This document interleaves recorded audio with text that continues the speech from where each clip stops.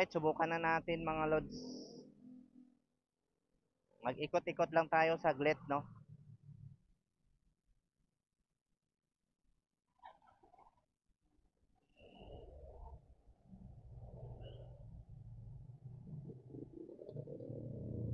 Yun, no? Go-overtake si kuya, ah.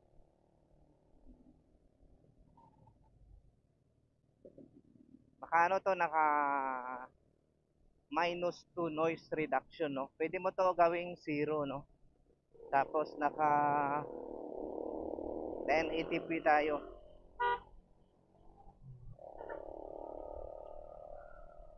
Naka 1080p tayo mga lods, no? 60 fps. Try natin kung magandang pag-record. Sa tingin ko mga idol, okay naman yung boses natin dahil nga nakikita ko naman dito yung kanyang signal na gumagalaw-galaw. Pero not sure kung yung kanyang search nyo lang si Memory PH tapos hanapin nyo si Boss Roland, no? De La Cruz. Siya yung nagbebenta ng mga secondhand na camera. Meron din siyang Insta360, no?